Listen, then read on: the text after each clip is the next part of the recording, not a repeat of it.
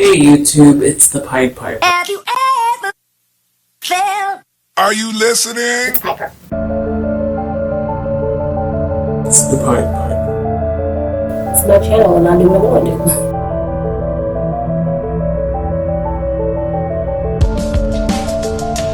Hey YouTube, it's the Pied Piper.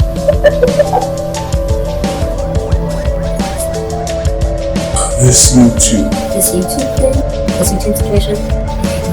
Hey, it's Piper. Before I get started, please like, subscribe, comment, share, smoke signal, you know the deal, and go follow me on Instagram because I love Instagram. My Instagram is thatchickpipertv. So you just saw me recently, and because I'm not changing my clothes, you're going to see this same makeup in another video. As you notice, I am not reviewing my shows anymore because they're over, and I was going to start doing movies. And I have discovered that one niche that I don't think has been capitalized on in YouTube is specifically the interracial relationship movies. There's all sorts of movies. I love all the movies, like, The Restaurant, Something New, that one Cinderella with Brandy and Whitney Houston, and everybody has kids that don't look like them.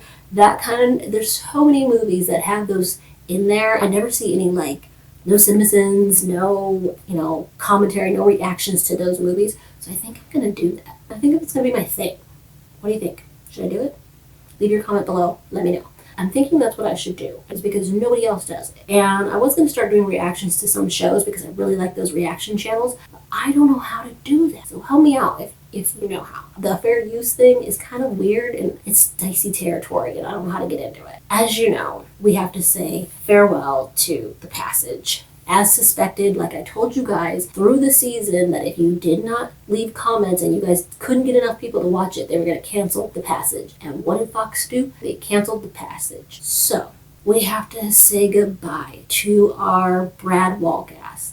No more Zach Morris. Oh, how I will miss you. I was digging that show a lot. And I told you guys, this always happens. Always. Yes, so no more Brad Walcast. No more Shauna Babcock. We already knew Dr. Sykes was out of there. We knew Dr. Lear, of course, was trying to do something to himself at the end of the last one to see if he could make himself immortal so he could be there with Tim Fanning. But no more Tim Fanning and his witty, sarcastic banter. No more Amy.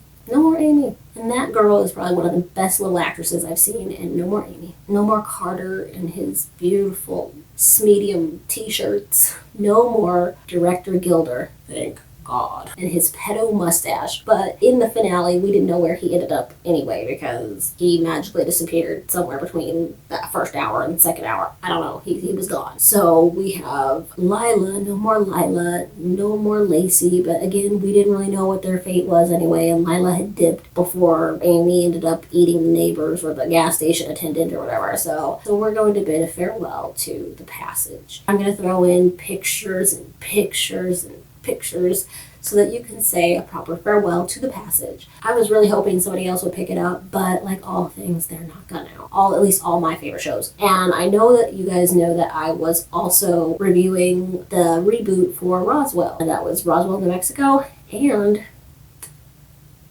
I'm gonna hate myself for saying this. It got better. It got better. It got better.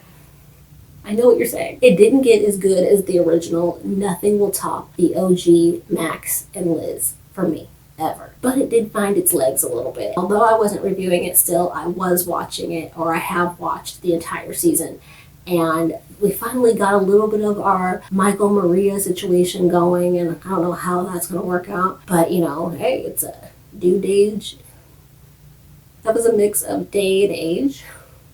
But anyway, it's a mix of this new day and age has all sorts of titles and labels and labelless people and fierce labelless people. And as a rebellion against labels, Michael seems to be digging Maria. And then Maria is devastated because she finds out that who Alex was interested in was Michael. And she's interested in Michael, and Michael seems to be interested in her. So I think it's like this weird Michael, Alex, Maria love triangle, which I am not a fan of.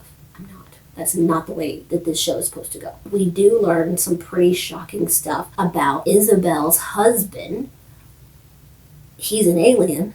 And apparently their pods have some regenerative healing properties because Isabel needed to be healed or something, or they need to figure out how to help her, and she literally goes back into her pod and is groovy in there for a little bit. That'd have been cool to enter into the first Roswell. We also get to see Michael's mom in this one. I guess there was a secret place that the military had under wraps, and Michael's mom was down there, and it got blown up. So much stuff happened.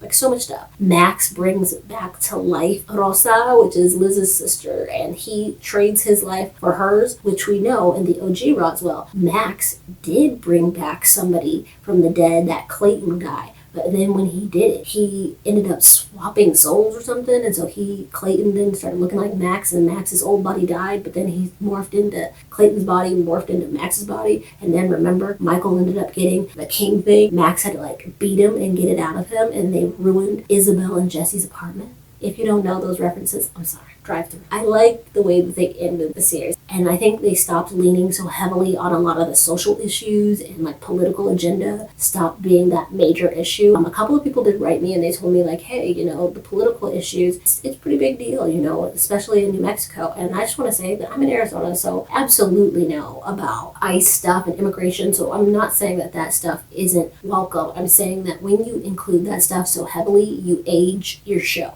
And you date your show. And as a writer, that's important. And it's one of the things that you're told when you're writing, like, don't include things that are going to make it so that your story, your novel can't be read 15 years from now. And that's kind of how this Roswell shaped up. Even Charmed did the same thing, where unfortunately when you add all that stuff in there, what you've done is now dated your material. And so in 20 years, nobody's going to go back and watch Roswell and understand what's going on, because those aren't going to be the same issues anymore. There will be a whole new bag of issues in life and in political issues and things like that. And unfortunately, it's going to end up being where people in the future can't relate to the material anymore. And that's why the OG Charmed and the OG Roswell did so well, is because no matter when you watch it, like, yeah, their clothes are dated. Yeah, it's a little bit dated in that regard. However, they don't really pinpoint things that are actually going on. So even though they're big for their world, they are not big in our world. So they're timeless. I could sit down and watch Charmed, the OG one, and feel just as in the loop as I did, when it was on. And then, yeah, their clothes are dated. Yeah, stuff like that. But ultimately, they didn't date their show. And that's kind of like the show Sliders. I don't know if anybody else watched that. I love that show. But again, Sliders, same thing. They did not include things going on in this real world. So although there were some political issues and some things, and they did make some references to things that actually happened, but because of them being fast and loose with that, we can watch it in 20 years and feel just as a part of it. You can't do that with Roswell, New Mexico and the new Charmed reboot. You can't. You might want to, but you can't. They are very dated. In 20 years, your kids or your kids' kids, I don't know your life, but like even you can't have like nostalgia really, because it's not going to matter. There's going to be whole other social issues to focus on, and now they are dated, and the whole show is dated. The references are dated. The music is still dated. Even though they did update a lot of the songs, and they ended up playing our favorite Dido song in the rebooted Roswell, New Mexico, and I believe it was the end. Ultimately, both shows have dated themselves. I can pop in the original Roswell and watch it and feel involved. I can't do that with the new Roswell, New Mexico. So I need to find some new shows. What shows should I review and recap? I'm not sure.